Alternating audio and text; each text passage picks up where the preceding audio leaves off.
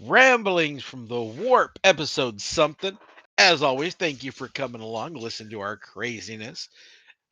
Still joined by Kyle and Christian. Say hi. What's up? Hi, everybody. All right, so Kyle's in an Eeyore mood today. That's good to know. No, I'm slowly looking up episode 39, my guys.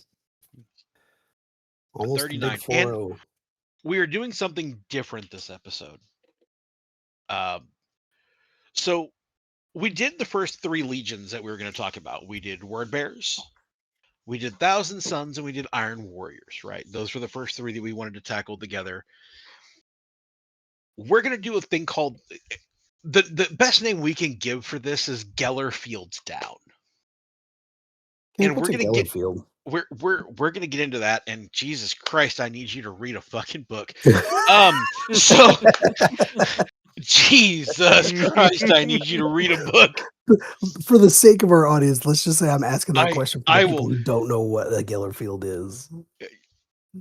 Okay, we'll get to that. But first, let's talk about what's new in Warhammer.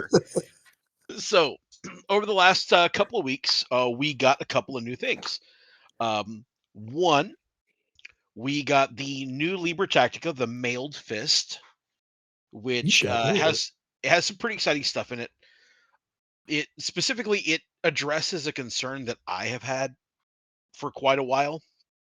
I love Fellblades. I want to play with my Fellblade more often. I want to see it on the table. I want to see more Fellblades. I want to see Falchions. I want to see a bunch of super heavies, and they've kind of been overshadowed by the Kratos because the Kratos has all of the benefits of a Fellblade, but it isn't a super heavy. For those of you who haven't experienced what it's like to use a super heavy in a normal game of Heresy, it's rough when someone's like, "Hey, I'm going to shoot your Fellblade," and you're like, "And I'm not going to react because I can only react to super heavies." It really is a kick in the dick. There's no way around it. Like, it really does hurt. Well, this new Mailed Fist gave us two things. The first thing it gave us was a new Legion Decurion, which is actually called an Incursor Pattern Command Array. And what this basically says is you can take an upgrade on a Fellblade or on a Falchion. It is a 60-point upgrade, which I'm not gonna lie is pretty expensive. That's 10 points more than a base Opte. But what you get for that is the ability to react to models that are not super heavies. Fantastic news for Fellblades and Falchions. The other thing we got out of this new book was the new version of the Whirlwind missile tank. Christian and I were reading about this, and this tank might be the new hotness. I think the price tag on it, what it can do, I wouldn't be surprised if we see at least two of them on a table. So here's what makes it pretty awesome. Right now, if I want to barrage statuses, right? Specifically focusing on statuses. If I want to do a barrage of statuses, there are realistically only 3 tanks that can do it. A Basilisk can rain pinning. A Medusa can rain pinning. An Arcwitter Bombard can rain pinning. And then I believe the other version of the Arcwitter, which is the one with the spiculous rockets, can do stun, I believe.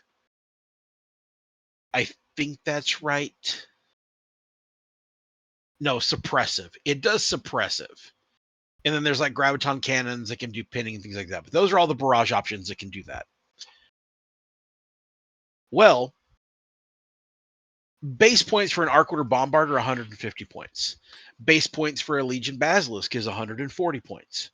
Base points for a Medusa is 150. And this is before we give them like big heavy guns like gravitons or spiculous rockets or anything else. You know, I mean, if you take an Arcwitter Bombard with a spicular rocket system or a graviton cannon, it's an 165 point tank. If I take a basilisk, if I take a basilisk, it can only take the one gun, and that one gun is 140 points. Right. The other limitation is if you're taking an Arcwood or Bombard and you want to take the Graviton gun, which has the pinning 3, great. Only a 24-inch range. This new Whirlwind missile tank is 100 points. Oh yeah. At 100 points, it comes free with an HE missile. And that HE missile is range 48, strength 6. It's a 5-inch blast marker with stun 1 and barrage 1. I cannot express that barrage 1 how strong that is, because the Spiculous rocket systems are barrage 2. The Basilisk, it's barrage 2. Okay, so I'm gonna be dead serious now. What does the barrage 1 and 2 So mean? whenever you fire a weapon with barrage, that means that weapon can fire indirectly. Right, I understand that.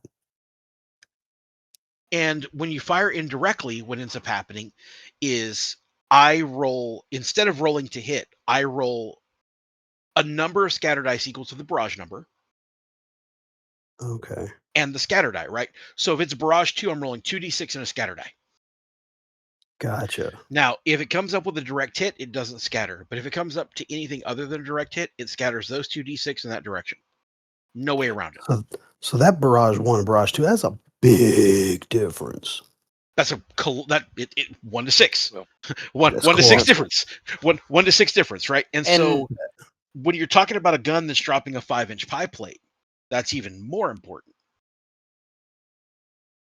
So what's also really good about this tank is you can pay 10 points for the Pyrex missiles, and the Pyrex missiles are range 48, strength 5, AP5.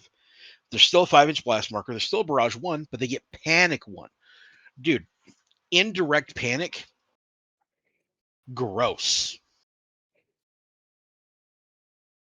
And people also have to understand with barrage how strong this is, because barrage 1, yes, you roll 1 dice 1 through 6, 3-inch pie plate, 5-inch. You honestly most of the time need to roll a 5 or 6 to miss. Yeah.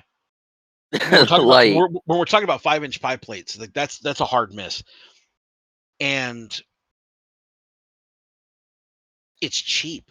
We're talking 100 points, 110 to have panic. You're still 40 points cheaper, 30 points cheaper than the next tank that can do it at the same distance. and it's also a Rhino chassis. Yeah, and it's a Rhino chassis, which is super crazy because that means that this thing can have a Pentomounting Havoc launcher or all the other craziness. So it can do all of that. Really Easy cool. to hide. Yeah, it's a great little tank, man. I think that they are going to be one of those places in the game where If you thought Rhinos were good, they decided to just put a barrage weapon on it. They were like, yeah. yeah, they 100% were like with a freaking machine gun turret on the roof. So that Whirlwind tank for the points is going to be one of the better tank systems in the game for me. Just thinking For out sure. loud, I think that there are plenty of other tanks that are good. Don't get me wrong. Like this isn't like invalidating anything, Yep. but damn, does it really help you get more tools into your list at a point cost? You know, you think, okay, I'm going to go from a Basilisk to a Whirlwind. Cool, I saved 40 points. What does 40 points get you? A lot. That's 4 Havoc launchers you can afford on your Rhinos now. That's weapon upgrades for your tactical squads. That's, that's 4 Nuncio boxes that you maybe don't have to shave now. That's power weapons for your sergeants. That's for psychic tools for my 1,000 Sons. 4 And squads with psychic abilities now. what I really do like about this new chassis, or would say, it's not, like you said, it's not invalidating other things. It really shows that if you put the 2 barrages together, an Arcwood or Bombard, and this together, they have 2 different battlefield roles. and not one of them's invalidating the other one. You'll still see both of them in a list, or you'll still see someone gravitating towards one or the other because they just have two different roles. So, and that's what I like. Now we have options. We're not having a power creep. It's more tools in your tool belt, and they're tools that are affordable. Yep. So the other thing that we got was, I'm going to put this as delicately as I can. So Kyle, you remember, I'm not talking to Christian right now because I already know that Christian is fucking vibrating in his chair right now. Kyle, so you remember the Custodes PDF, right? Yeah. They printed that bitch in hardback. Oh, it's the same thing? Oh my god. So the Custodes players don't just need a book to be good again? Huh? So Suck it, nerds. no, okay. That's for you, Eric. I'm not gonna go that far. They did get a couple new things. They got a couple of new Prime benefits. Did they get line? No. All right. No, they did get a couple of new weapon options on a couple of tanks. Did they get their swords back? No. Well, in a way, no, but no. no. They did get Meridian Blades back. Did they get that spear back that they had? Isn't that what they missed, was a spear? Yeah, so just so we're not beating around the bush, yes, there are Custodes got new things. We got a couple of gambits that are pretty cool. It's narrative, it's thematic, everything's good about that book.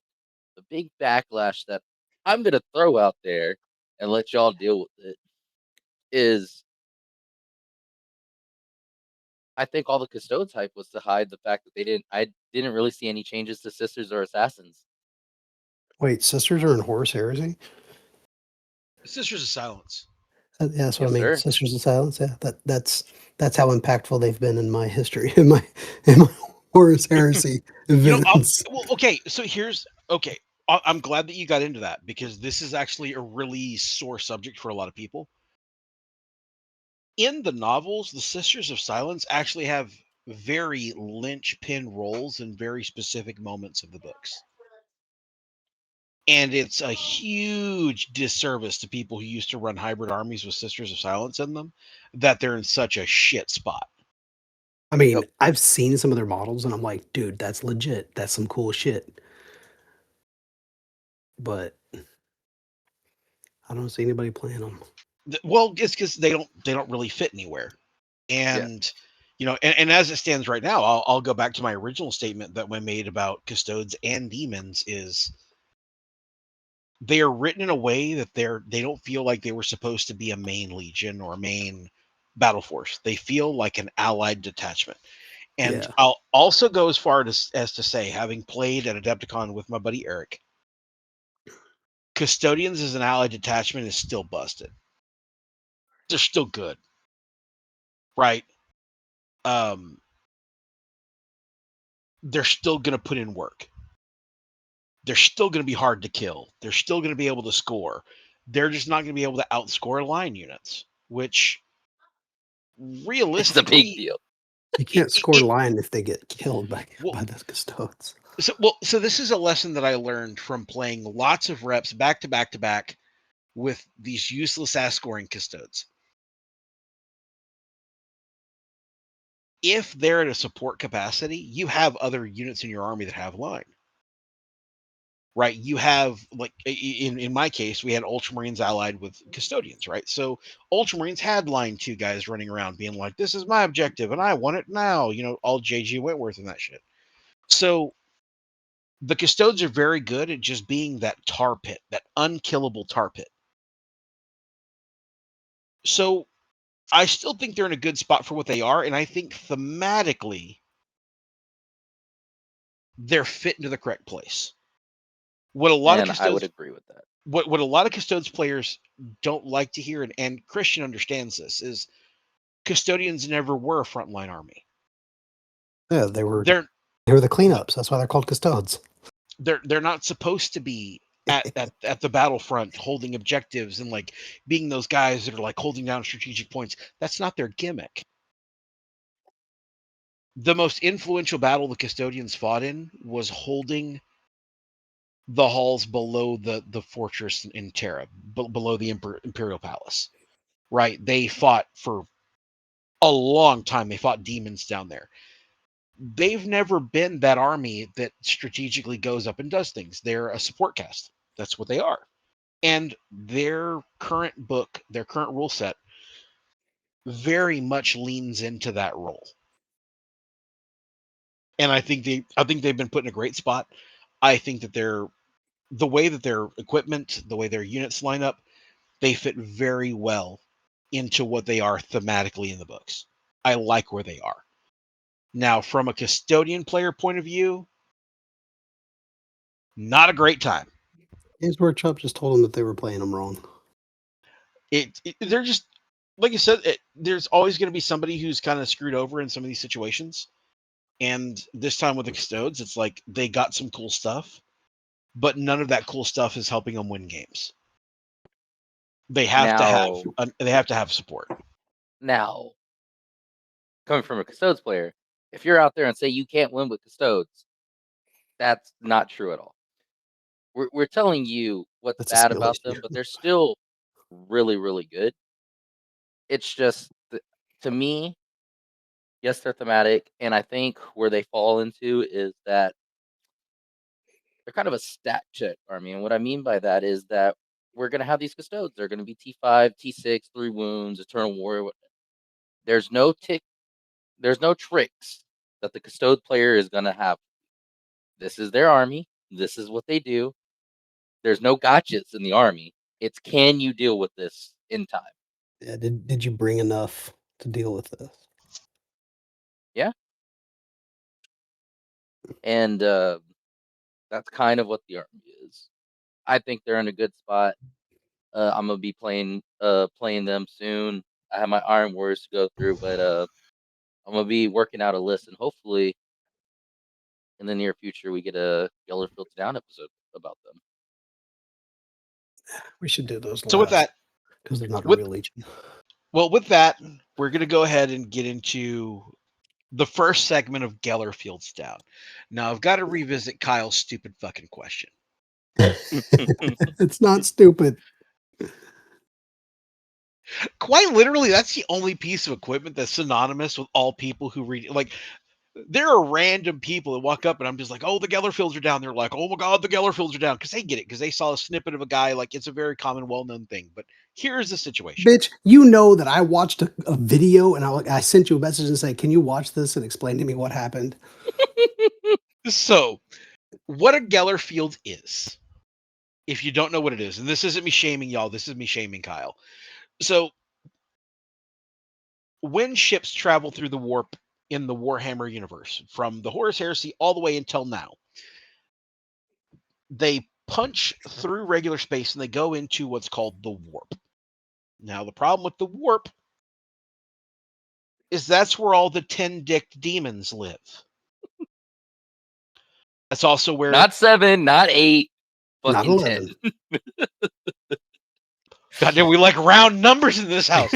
So when you're going through the warp, the demons will be like, look, something we can eat. And they'll try to infect you and like possess you and all that kind of jazz.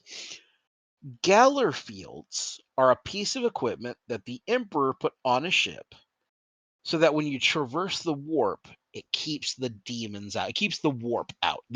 It's worth stating that the warp isn't necessarily chaos. It's just where chaos lives. Right? Compton isn't a gang area. It's just where gangs live. Yeah.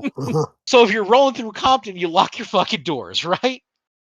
Cool. Well, if you're flying through the warp, you're going to need Gellar Fields to lock your doors. That's what Gellar Fields are. Thank you for explaining that to the people who are listening and didn't know. Not me. The people who are listening and didn't know. So now, with all of that having been said, at the bottom of each, so we're doing all of our legions and triples, all of our reviews and triples, and then we're going to finish those out with a Gellar Fields Down episode. So in these episodes of Gellar Fields Down, what we're going to do is what we normally tell everyone not to do. We're going to lean into the crazy. We're going to unlock the doors. Right? We want to be the little demons that are whispering things that we want y'all to do to test for us too. Right. So what we're doing is we're putting some crazy out there in the ether, right? So this does come with some caveats, and I'm not going to explain this in every episode. So please listen to this one and go from there. So here's what it is. Everyone who's spent time around me or around some of the other staples of the heresy community will always tell you, like, yeah, but you don't want to do that. That's feel bads. Well, in these, we don't give a shit. I'm going to lean into it. I'm going to tell you, hey, this is a super crazy doom combination that if you do this, you will leave with as many friends as you showed up with.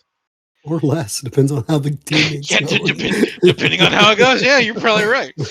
So Gellar Fields Down is quite literally, we're letting the crazy in. We're 100%, we're embracing it.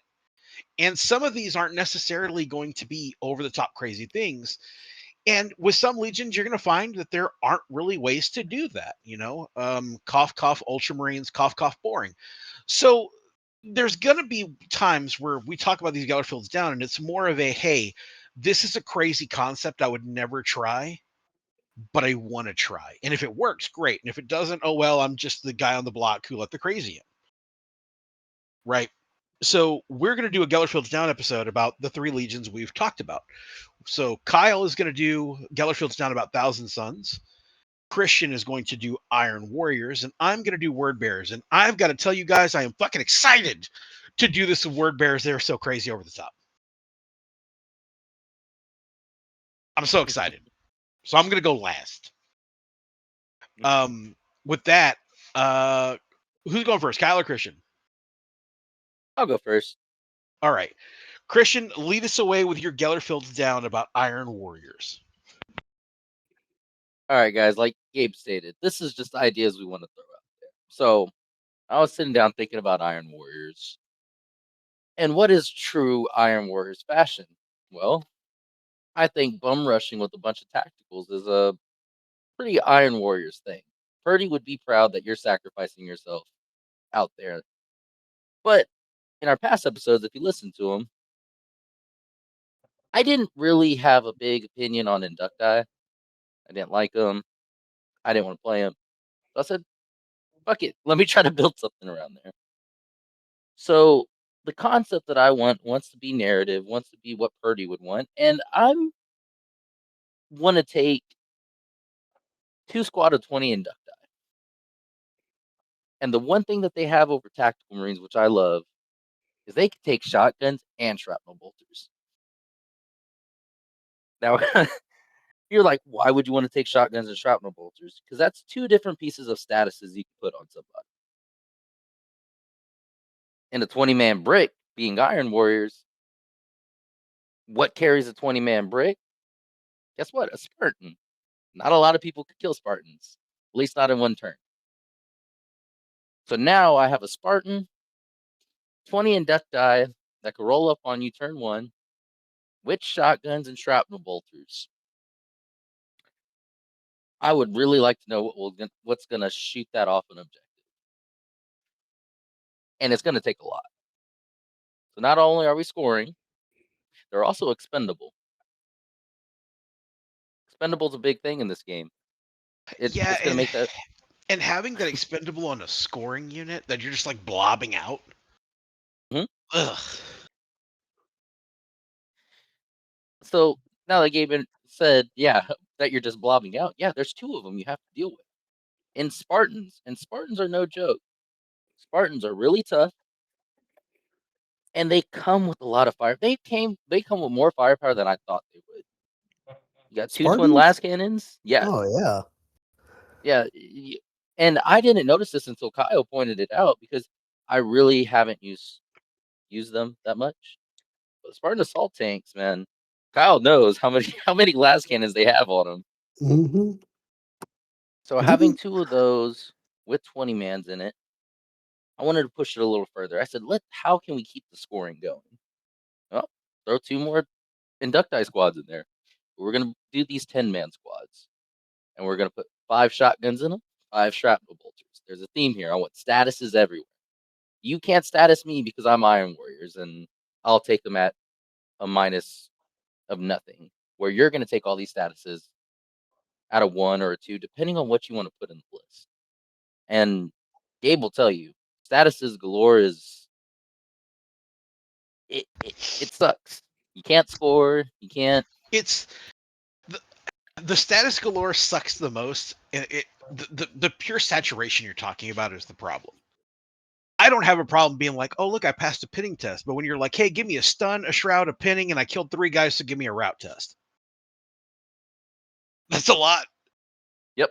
It's a lot. So now that we talked about having 40 inducti and these 2 rhinos. Spartans. Well, oh, sorry, the two 10-man inductor and 2 rhinos also. So the theory behind this is they're going to run up with the rhinos. They're going to jump out. The Spartans are going to stay in the back. We're going to score on first turn, see where it goes, then pull up the Spartans. The Spartans have enough firepower to probably kill rhino chassis or lower.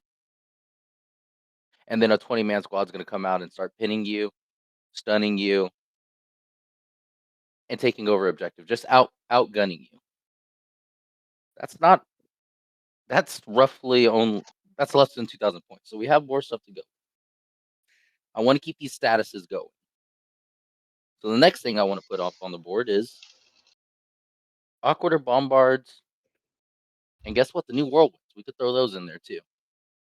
But throw barrage templates on them that do pinning. All have AP3. So the things we kill with the Spartans, what's the only thing that could hurt me that I'm really scared of? I'm thinking about outscoring you. You got to put your line units, you got to put your tacticals, your troops out at me. You have 3-up save. Awkward or bombards with graviton guns. Love taking out tactical squads. And they're doing it with barrage. AP3 and putting pinning 3 out there. And all these vehicles, I forgot to mention, have a Havoc launcher on them too. So I don't like that. Yep. In the beginning of this episode, Gabe was talking about the importance from Barrage 1 to Barrage 2. It's a big difference. Yes, the Awkward of Bombards has Barrage 2. So next thing we got to think about is how do we get that to benefit us? Well, we are Iron Warriors. Iron Warriors. In our high command slot, we have Warfist and a Warpsmith in Artificer armor. Now you're going to ask, what do those do? Well, they come with the Cognis signal. And that's the important thing we have. They make the barrage weapons more accurate. If you have line of sight, they let you ignore that limitation of barrage. You're setting pie plays that are just wiping tactical squads because you're going to get the most bang for your buck now. No more scattering. No, I'm going to get max hits on you. Now, they have to have line of sight, and that's a big detriment. What are you going to put them with? You might be thinking you're going to put them with a 20-man squad, something, but a little Gellar Fields Down thing that Gabe picked up on that I didn't, that we both talked about it. We think it's pretty good. Is smoke. Smoke on vehicles. Kyle, how do you feel about smoke on vehicles? Last the whole turn. What's so important about that? It gives them a save that they normally wouldn't have. And that's usually on vehicles, right? Yeah. Mostly. Yeah, well, yeah, some units have it. Augur command squads have smoke screen. Augur command squads have smoke screen. Yeah, my snipers do. So Augur command squad could the Wartsmith could go with them.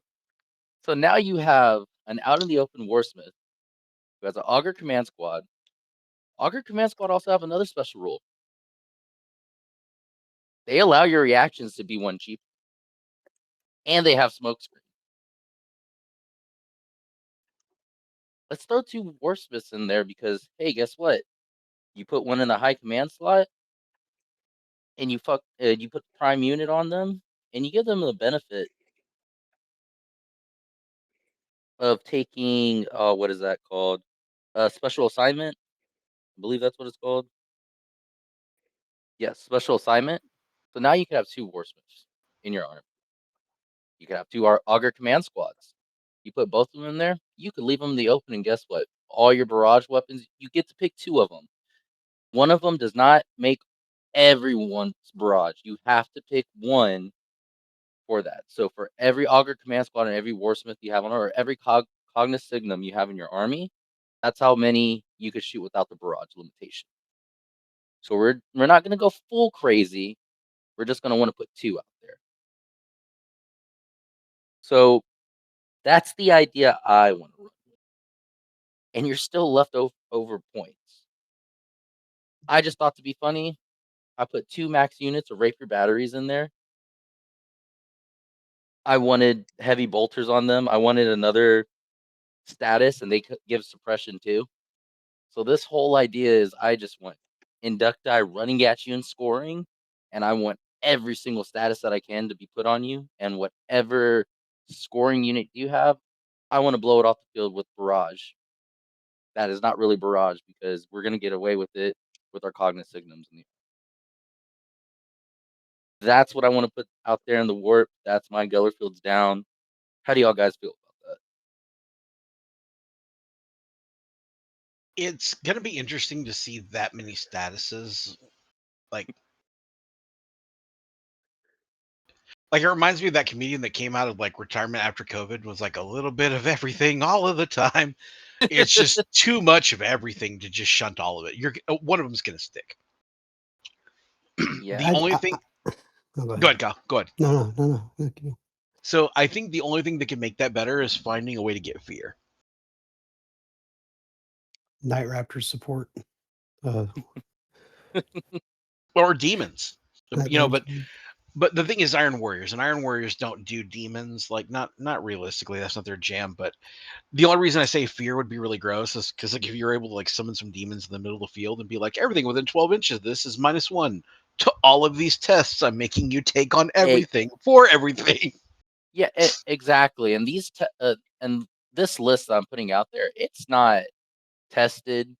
It's just a theory, and it's not complete. Now, I would like someone out there to mold it and make it your own. You're right. Hey, we're talking about line. That was my thing, outscoring y'all. You know what? You put an Esoterrorist in there and start summoning some line demons out of nowhere.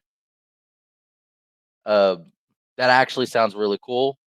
I think that hints at a little bit at what Gabe's going to talk about later, but we'll get to that later.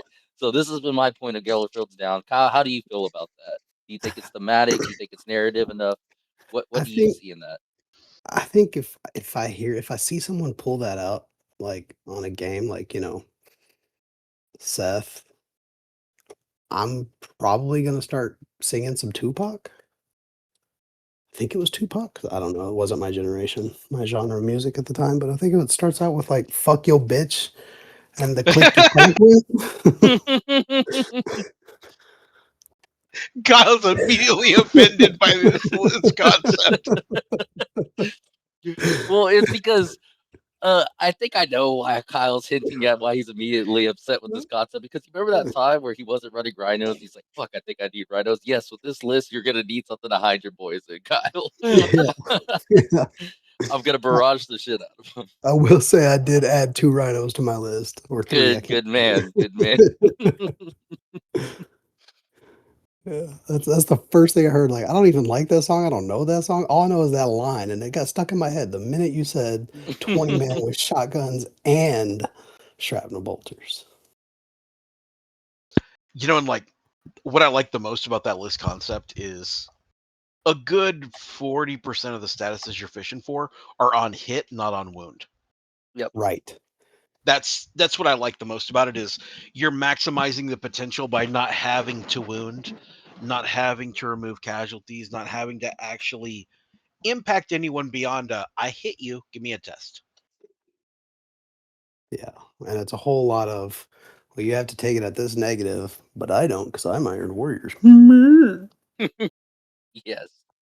I remember when we were talking about this at ACON one of the guys was like, "Yeah, I have this and this. I have Havoc launchers here, and I have Havoc launchers here." He's like, "Well, if it has a Rhino frame, it has a Havoc launcher." And I'm like, "Okay, yeah, bet." And then he was like, "You don't have this over here. They have shotguns here." And I'm like, "Okay." And Seth was like, "What are you thinking?" And I was like, "Thank God we don't have night fighting anymore. Right. They want to run around taking these tests at a minus like 9 or some shit. Like I don't want that. Like, thank God we don't have to do night fighting anymore." But I like it. I think it'll be really good for Iron Warriors and it'll be fun. And what I like about that the most is, unlike where some of these other Gellar Fields Down rants are going to go, all of that is just cooked into your shit. You didn't have to like connect dots or like twist the secret lock to open the pipe, to open the Masonic Lodge doors to make the magic happen. It's just like, no, we just do this. Yeah, this would be an easy concept for someone. And one thing I would want to point out too is the reason I'm also using certain units like the Aquator Bombard and the random rapiers with heavy bolters on them, the suppression 2 ones, is because that's the Iron Warriors detachment. That's their auxiliary yes, their auxiliary detachment that they unlock. So I went for a very narrative but strong way to play the Iron Warriors with not a lot of loopholes that the average player would have to jump through to remember all these things. Cooked into the rules, and I really do think it's really powerful. I don't disagree. I like the direction you're going with it. And like I said, it's not so much, like crazy doom and gloom. It's more of a, the one or two cool things that we have, we're gonna do all of it on everything. It's like, as you were explaining the list, all I heard was that dude in the back on TikTok. It was like, "It's enough slices." That's enough. Like, I was like, "Holy shit, there's a lot of statuses, dude. I don't know how to fight this."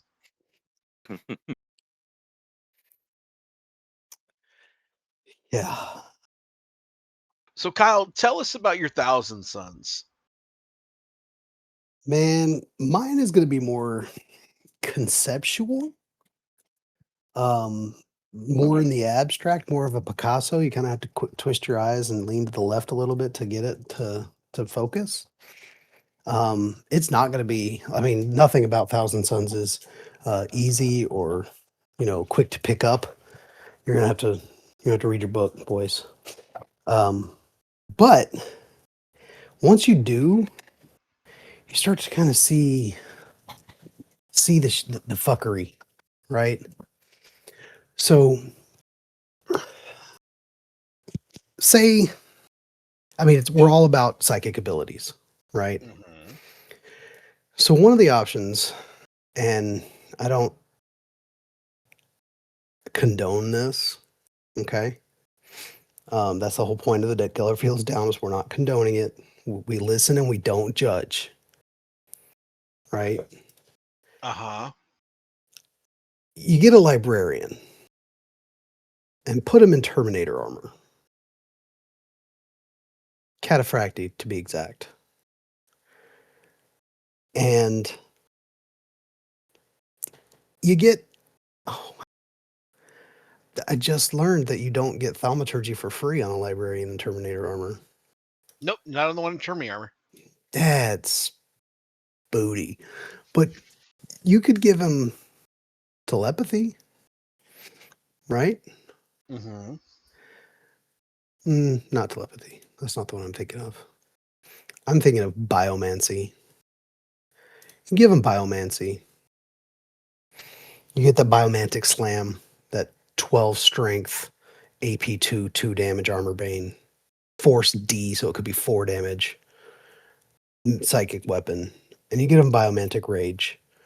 +2 to the strength and toughness. No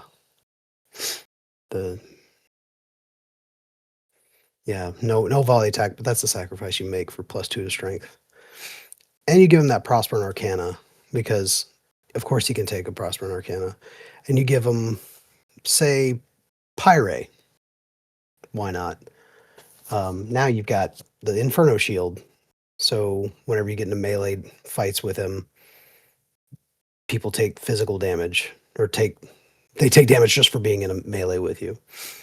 And then you attach him to, I don't know, Sekhmet Terminators, because why not? guess what? They also have their own Prosper and Arcana. So you give them Pavoni. So now you've got, if you get shot at, give yourself +2 toughness with Stone Form Psychic Reaction.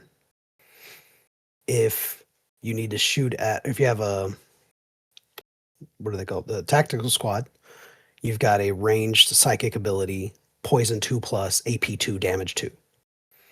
So they can dish out some pain with that too. And then you have the Librarian to give them the Biomancy +2 strength, +2. Yeah. And then because you can take, I don't know, you can take telepathy, right? So telepathy I'm thinking of? No, it's not telepathy. It's telekinesis. It's one of the T's. Now you've got a 3-up shrouded mitigation tests on volley or shooting attacks as a reaction. So you're just stacking your psychic abilities left and right. You have an answer for everything. You have Terminators, 2-up, 4-up, give them a force barrier with the telekinesis, 3-up shrouded damage mitigation roll. All right, cool. Good luck. I mean, I guess unless you have a augury scanner, but then you have the psychic abilities, the psychic weapons. So you're popping what, rhinos with the you can pop rhinos with the blood boil from the Pavoni. You can pop a rhino with a lot of them. You can pop a rhino with the Biomantic Slam. You can pop Maybe the not. rhino with... Not with the blood boil. It's not strong enough. Biomantic Slam for sure. So you get that squad is a Doom squad, right? You're going to be, you can do whatever you want with them, and you will be doing it with Vanguard 3. So get it, right? You know what I think bothers me about that? What's that? That can get attached to anything. Yeah, I mean, the Librarian can go with anyone. It doesn't have to be in Terminator armor. Like, You you can can do this. You could do that with a 20-man tactical squad. Yeah. What I'm little, I guess, glimpse into my mind of stupidity for Alamo GT. I've got Ozek Armon in my list. Not Armon and Magnus.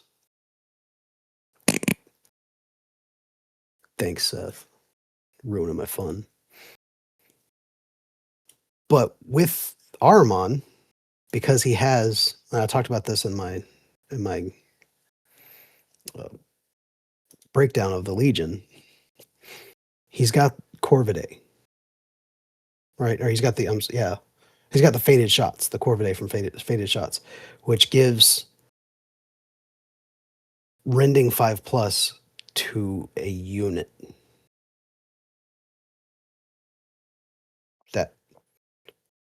That's going to go on my Rapier Battery Crew laser destroyers, or my Kratos, because they need that with their Melt-A-Blast gun. They need rending 5+ on that. It plays with the dice. It does. It plays. I've said this. I've been saying this for like years upon years upon years. Anything that modifies the dice roll is busted. Right. And putting, I mean, you stack the not Amon has the he has the infiltrate. So put him with some of the Amatara occult snipers, and now you've got all of his psychic craziness literally 9 inches away from your deployment zone. You know what I mean? With some 2 wound scouts to back him up, or some seekers or whatever. So with Thousand Suns, it's just stacking and it's the mixing and matching of the psychic abilities that just makes things gross. Put the heavy disintegrators on the Saturnine, right? You can give them a Terminator, a librarian, and give them the Raptora, and have, not only would you get rid of the overload because you're going to give them Osiren that I talked about that reduces your overload by 1. So your disintegrator are not going to have reduced to 1 instead of 2 on the overload. And then you're going to give them rending 5+. Ugh. That's, yeah, it's gross. And it's not.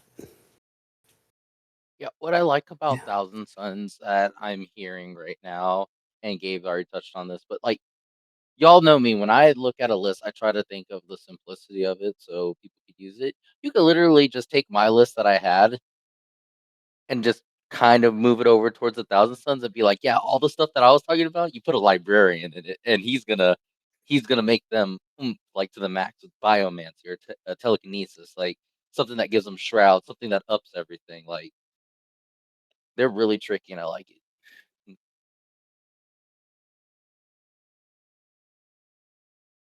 Yeah, it's going to be the overarching thing with Thousand Suns is like, I think the Gellar Fields Down portion of this is like where most people are like, I have this squad over here and they have a Prosper and Arcana, and then I have a librarian over here and he has this ability, and Kyle's over here like, I have this one squad that has 27 of everything. Yeah. Right. Mm-hmm. I like it. And most of your units in your Thousand Suns already come with a psyker, right?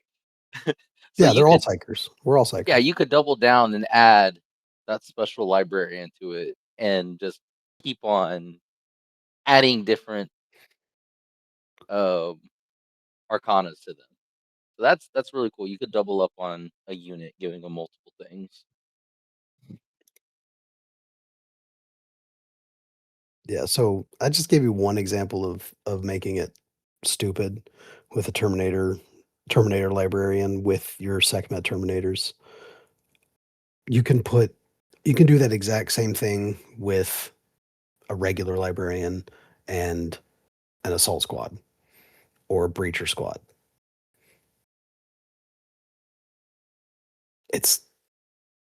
There's a lot that you can do that'll make you not a friendly person to play against. And it's very hard to get away from the 1.0 what's the word I'm thinking of? Reputation that Thousand Suns had, that I've been a victim of for the last 2.0 that I've been playing. Everybody's like, "Oh God, Thousand Suns, you're so toxic." I'm like, I'm not trying to be, man. I try to tell you what happens. It's not my fault you don't understand the big words I use. Yeah, what was that nasty combo that happened to you at TXO, Gabe? I think Oh, I don't know if it oh was a yeah, librarian. Yeah.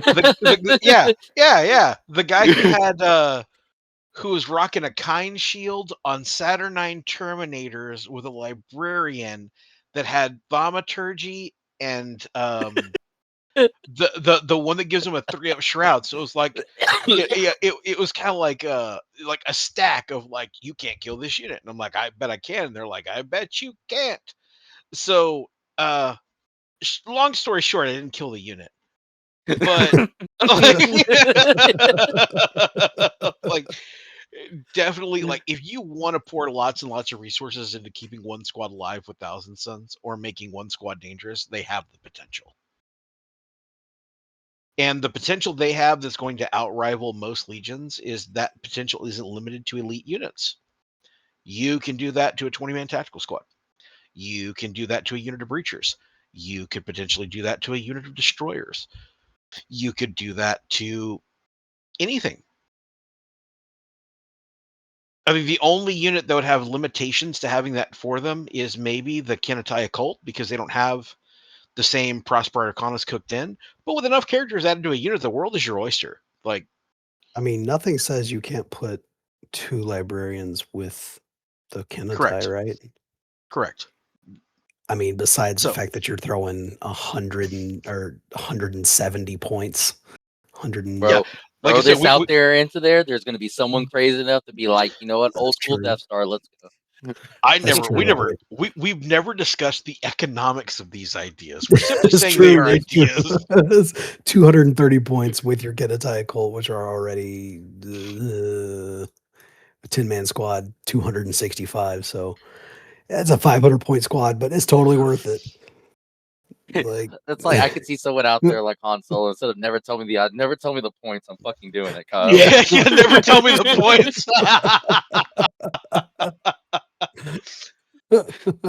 Oh, fantastic. Who needs Magnus Fantastic. for 470 when you could bring a Doom squad of Kinatai with 2 librarians for 700? Yeah. I love Or, that. you know, you just have the librarian meet up with them because he's with the tax squad that got murked. And so he's like, oh, hey, guess what? I guess now you got 2 librarians over here. Yeah. So it's like I said, it's more conceptual, more abstract. There's a lot you can do with it. The world is your oyster. It just turns out that I might be allergic to shellfish. Fair. Okay, are y'all ready for word bears? Yeah, go have fun because I know you're giggling over there in your little seat. You're kicking your feet. You're just maniacally laughing. Like, let me go now. Let me go. All I'm hearing is I'm an ostrich or what a flyer. Was it? I'm a peacock. I'm a peacock. You gotta let me fly. Yeah. All I'm hearing is Emperor's New Groove. Let me guess. Waterfall. Yep. Sharp rocks in the bottom. Yep. Bring it on. So in playing word bears, because I went full tilt into them in 3.0 because this is the raffle army that we're doing this year, and people that are playing, they're like, man, that list is kind of gross. I'm like, I think it can be made better. I just don't want to it's good where it is, right? The list I have is fantastic where it is. It's highly effective. It does great. And then someone said, well, what could you do to make it better?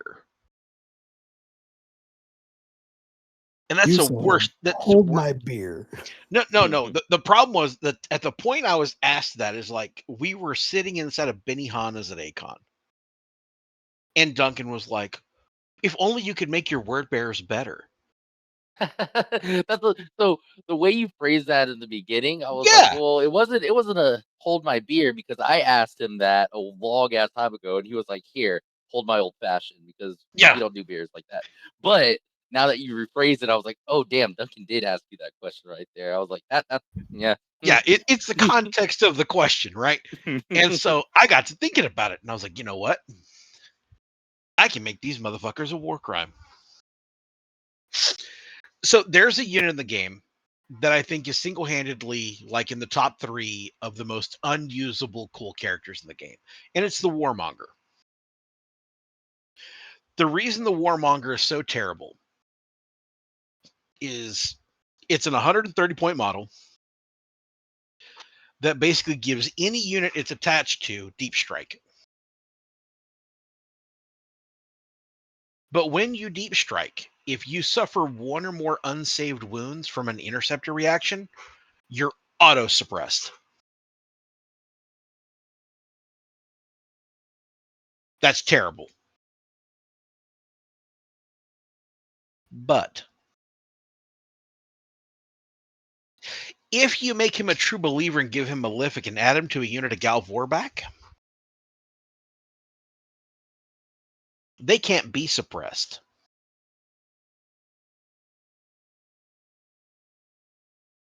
So let me show you guys my rabbit hole. You take a Warmonger, you give him a prime benefit of making him a true believer. Now, you can give him whatever close combat weapons you want to give him. Realistically, you don't have to give him shit. He's rolling with Gal Vorback. If you have managed to kill the Gal Vorback or get the Warmonger in a situation where he has to hit you, things have gone horribly awry. But if you'd like to get him into a combat of some kind, I would recommend a tainted weapon to keep that phase strength going, which you're not going to need because all of the Gal Vorback already have that baked in. But hear me out. This is 1,300 points of a list, and I want you guys to know it's 100% legal right now at 1,300 points. And I'm so giddy about it. So you take the Warmonger, make him a true believer. You attach him to a 5-man unit of Gal Vorback. 1 in 5 of those Gal Vorback are allowed to have a Flamer. That Flamer has Panic 1. Okay. That allows you to deep strike on turn 2. All Gal Vorback have Fear 1. Christian, do you remember the measurement of how long a flame template is? Do I remember the what? The length of a flame template. I think it's 7 inches, but I'd tell my wife it's 9. I was about to say the same thing. I'd like you both to know it's 9 inches. It's a 9-inch template. You don't even have to lie about the math, you degenerates.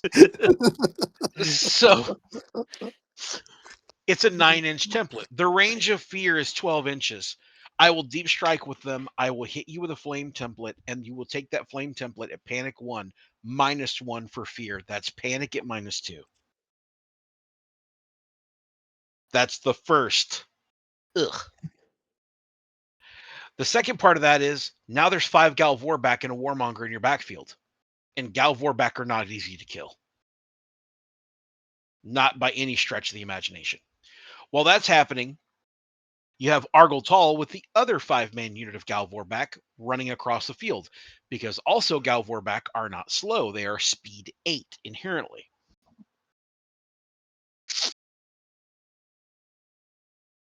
Here's where it gets funny. So now you have a unit of Gal Vorback on foot with Argel Tall, who's a murder bot.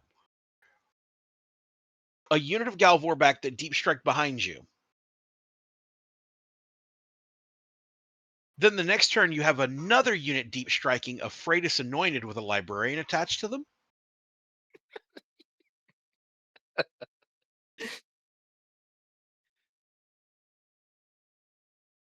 Do you know how unkillable the Freitas Anointed are right now? Like, you don't actually even have to deep strike them. You could probably put them in a Land Raider or something. But let me give you a rundown of their normal stat line. They are Toughness 6 Saturnine Terminators with 3 wounds. They have a 2-up regular with a 4-up invul because they're Saturnine. But they also gave them Eternal Warrior 1. So all their damage is going to be reduced by 1. Well, if you attach a librarian, and that said librarian has telekinesis, well, now that is a Terminator squad that is Toughness 6, 3 wounds, 2-up regular, 4-up armor, 3-up shroud, Eternal Warrior 1. I'm sorry, Christian. I feel like I owe you an apology. I'm going to start that 3-part apology by saying you're a beautiful man. Fuck Yeah. that gang. Fuck that bitch with the gang they click wang with, all right? Okay. Now, hold on. All of this shit has fear. All of it.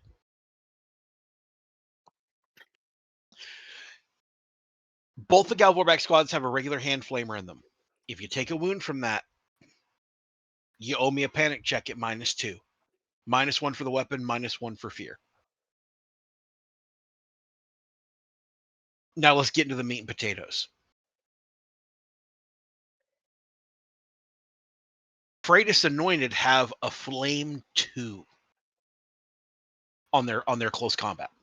What that means is if you get into close combat with a unit of Freitas Anointed and they do a wound to you, you become a flame 2.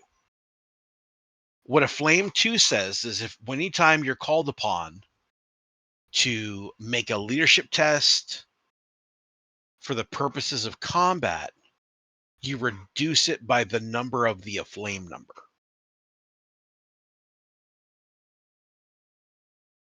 Word bearers also, as a Legion benefit, get +1 to all combat resolution. So if I go in there with Infratus Anointed and I'm able to kill enough people to win combat, say you lost combat. What's the average, Christian? Losing combat by what? 2? Yeah, it's actually really low. I would say somewhere between 2. Yeah, Okay. because there's been a lot of annoying, and this isn't the average. I know this isn't the average. There's a lot of them where you just lose by like 1 or tie at 0. Right.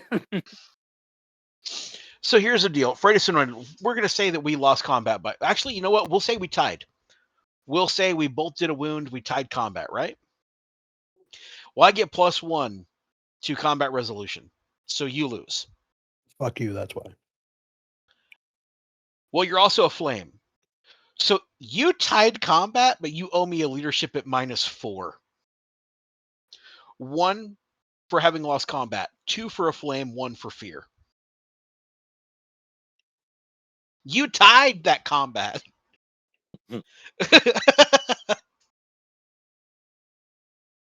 You're gonna run. They're so gross if you stack them correctly. Now, with all of that being said, you can get rid of the librarian because really you don't have to make the Freitas any stronger than you really want them to be. Making them a 2, 4, 3 Eternal Warrior toughness 6, like that's some shitbag shit, right? We can all agree that's some shitbag shit. Yeah, not if I kill him first though. Cool. So instead, I'm going to take an 105-point Diabolist and add it to the unit of Gal Vorback.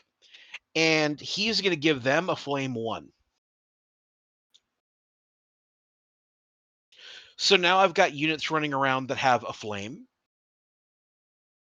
We have units running around that have fear. We have units that are absolute beast sticks in close combat. Because you still have to remember, Gal Vorback's weapons, their base weapons, are AP3, Shred 6 up, Breaching 6 up, and Phase Strength. So if I do wound you, you're going to be -1 Strength, and we're Initiative 5 with 3 attacks apiece. So a 5-man unit is swinging 15 times at Strength 5, AP3, Breaching Shred on 6s. Most units don't win that combat. So if you do lose combat to me, even if you lose combat by 1, it's -1 for the leadership, -1 for the combat resolution, -1 for the fear, -1 for the aflame.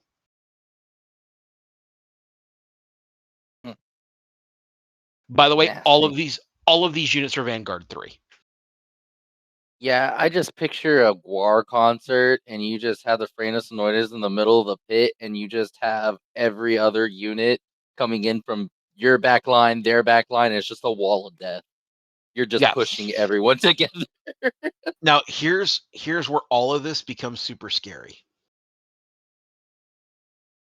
That fear stacks with any other status test I call upon you to take. So with me being able to deep strike a lot of these units around the field and like run these units around the field, if I'm opening up on you with like Gravis Heavy Bolters, like, okay, suppression -2. Actually, it's -3 because there's a fear unit within 12 inches. Stun check. Well, that's a stun check at -1 because I have a unit within 12 inches. What's super crazy is when you have multiple units kind of clustered up. So I plan on running this army with a bunch of despoilers, right? I run in with the despoilers and I fight you in combat. And I'm like, and you're like, oh, I lost combat by 1. I'm like, bet. You lost combat by 2 because I get +1.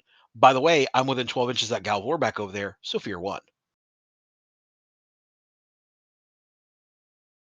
So being able to spread, like deep striking a unit, having 1 unit fast and 1 unit slow, and being able to like stagger these guys around the field, you get like this network of fear that passively supports everything else. Now, the downside to fear, and this is something a lot of people aren't going to take into account, is there's no such thing as fearless anymore.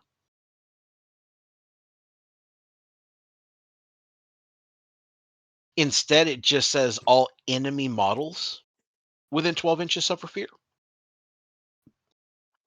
Is there a counter to fear? No. it used to be that if a model had fear, it was fear to everyone within 12 inches. Period. End of story. Now it specifically only says enemy models. So what really sucks about the way fear works now is like there's no detriment for me layering my guys around it. It only hurts you. That Yeah, and sucks. being that your word bearers also, and I'm pretty sure what we just talked about isn't your whole 3,000 points. Nope, there's only 1,300 points of it. Yeah, exactly. Now we You can can- stack like demons in there to start cattling you towards the center, putting fear other places, or scoring line, just kind of popping up wherever you want. Well, what's kind of crazy is like this. You have room for scoring units. You have room for transports. This is only a third of the list. About half of the list. But tactical squads aren't expensive. Transports aren't expensive. I mean, don't get me wrong. If you're out here, but like, Gabe, your freighters need a mastodon. All right, well, yeah, they might be a little pricey. But being able to deep strike some units like that, such a high threat unit, being able to deep strike that without the same detriment that other armies are going to suffer for it, top tier, amazing elite, right? There's also a part of me that sees how this plays, and I'm like, you know what isn't listed in this? We haven't even gotten to the Margal. Did you guys imagine that we would have a conversation where the Marigal isn't the most terrifying thing on the table? Actually, No. yeah, because I did, because I still think the scariest thing is Gabe Warbeck. Like out of that whole legion, I think it's them. I still think it's the Marigal. The reason I think it is the Marigal is because of the burning warp fire. Oh yeah, it's disgusting, but like If I it didn't have that one template weapon, it would be less terrifying to me. But you're so here's what it is, right? We talked about a flame template is 9 inches, right? Burning warp fire is strength 5, AP4. It's a template weapon with breaching 4+, shred 6+, and panic 2. Well, the Margal has fear, so you're taking that panic at -3, and being routed is the single most catastrophic status you can suffer. So for sh- the fact that a Margal is as tough as it is, has the weapon skill that it has the strength and toughness it has, it's a problem, right? And it no still doubt. has all the same benefits: unwavering conviction, +1 to all combat resolution, +1 for fear. You know, it has all that stuff going for it. I think where Gal Vorback are potentially better than a Margal. Gal Vorback have Vanguard, so Gal Vorback cause you to displace. I've You also might, heard through the grapevine that your Gabe Warbeck has survived a whole army of Astra Militarum. yeah, they're tough as shit. I'm not gonna lie to you. They're Gal Vorback. I had a 10-man unit of Gal Vorback at TXO, and I remember old Jeremy, man, he's like, I'm gonna kill that unit. And I'm like, okay, I invite you to do so.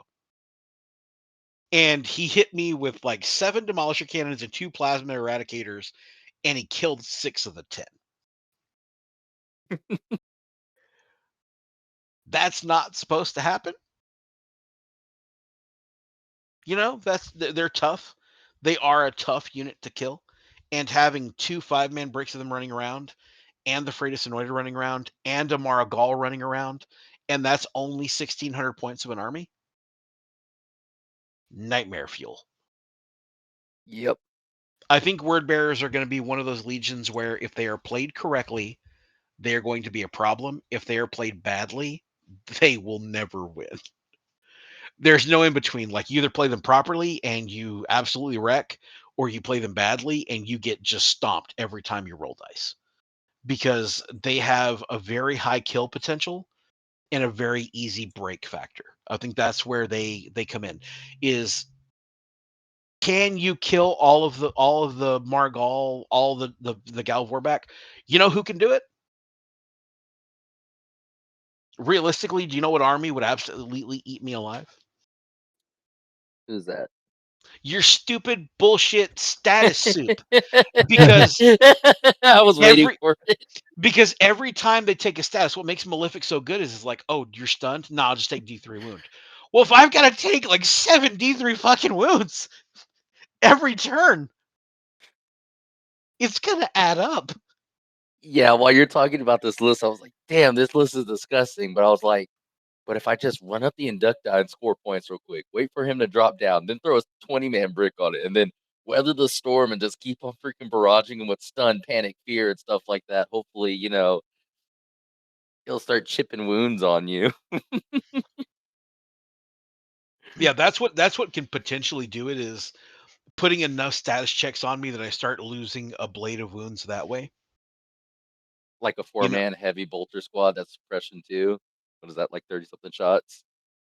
yeah, and and then there's also one downside that so many people don't realize about word bearers.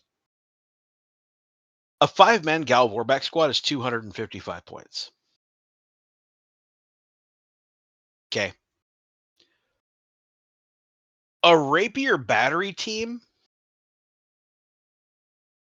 like a normal everyday rapier battery, like I want to say like it is 190, maybe.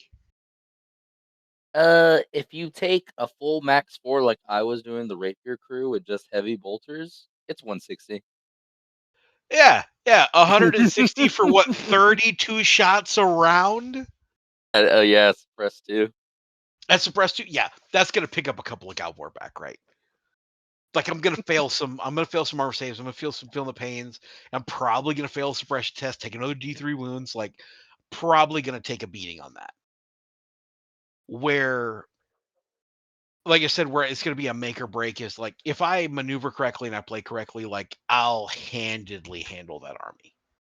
Yeah, for sure. But it would be a fun game either way.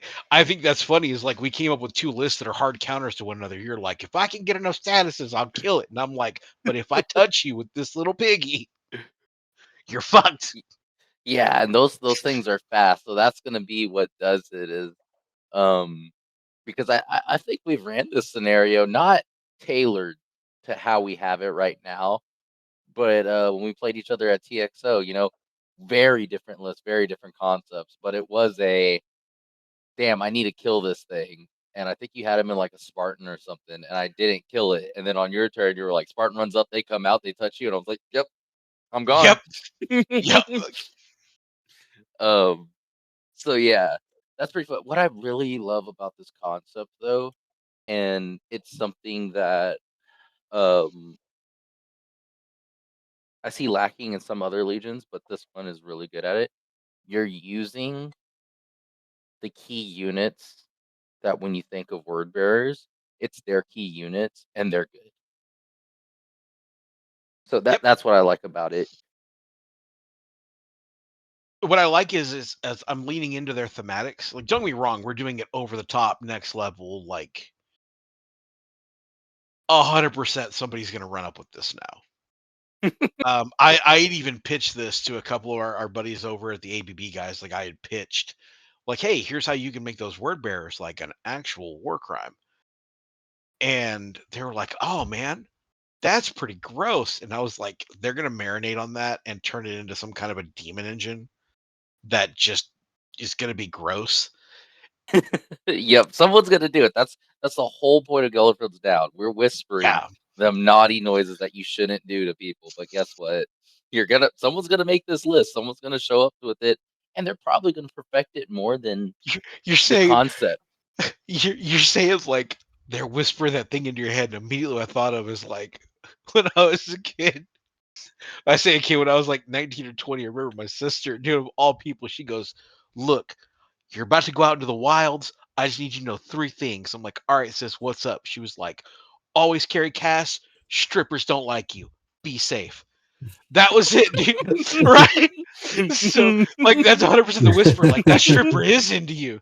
Like, that's me. Like, I don't know why my head went there, but that's what you're like. They're whispering in your ear, like, that stripper is into you, bro. Oh, that's funny, man. But yeah, I think these are gonna foster some pretty crazy stuff. I'm kind of eager to see it now. Again, the word bearers have a lot of ability to do some really crazy stuff with their named units like that. This was a lot of fun to get into. It really was. Again, I'm dreading doing ultramarines because it's like, what do they do? And I'm like, man, these bolters sure do bolt. Nah, Yeah, you've got that damn legatine axe. It has some potential. There are a couple out there, but uh, I You got will some colored say, sprinkles. just as a hint for the Ultramarines, they have shined one unit, or they shined another concept that I'm probably gonna throw out there later. That I wouldn't have thought of stupidly because I think this one is just like a no brainer that everyone sees, and it's op days. Sneaking yep. characters into a bunch of groups. I'm at, Yeah, it's one of the things I'm gonna lean into when we do get to there. We're still a ways off. Like we probably won't see yep. that for another like 4 months. But Our minds will change by then, and then I'm gonna be like, off days fucking suck. op days are terrible. They die to everything. I once saw one get touched by Gal Warback, and it was terrible. I Yeah, mean, some fucker deep strike them in my backfield. I was like, who the fuck gave him that idea? I've seen an update champion, not champion, right? I've seen one put a wound on a praetor. Okay, you have seen an op day put a wound on a praetor. Uh huh. I've also seen a tax squad put a wound on or kill Mortarian. So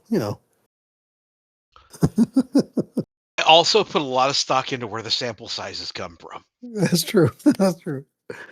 I mean, up until I reread the rules, that Opti killed that praetor. But then I Yeah, reread that he only had 1 damage instead of 2. but with all that, but with all of that being said, this is what the spirit of Gellar Fields Down is going to be. We're going to do this at the end of each one of our Legion reviews. We're doing them in bricks of 3. Speaking of which, the next 3 legions that are being done, you guys voted. So the next legion I'm going to cover is going to be Emperor's Children, EC all the way, because that's going to be the next raffle army that we throw together. Kyle is going to be covering his next beloved Death Guard, his first love of Heresy. And Christian is going to be tackling World Eaters. Yep, because I had to dive into them for a friend that, you know what, somehow brought their army but didn't use their army at Yeah, like Deathcon. Christian, man, you deep dived them and you were like, you know what, man, this is really cool. And they can do this, they can do this. And our friend was like, man, that's awesome. And they just didn't take that army. No, he took it. He took it. Just didn't play it. Just didn't play with it. Ugh, it's itching. Uh, but yeah, so those are going to be the next 3 legions we cover. Um, as always, guys, thank you for your time. And thanks for stopping by to listen to our little corner of the world. Happy dice, happy life. Fuck Erebus. We'll catch you on the next one. And also, please feel free to hop in the Discord and tell us if you have any other thoughts on this. Take it easy, guys. Hey everybody, we're going to be playing Heresy, the Alamo GT, May 16th through 17th, 2026 at the Riverwalk Hyatt Regency, San Antonio, Texas. Come see us there.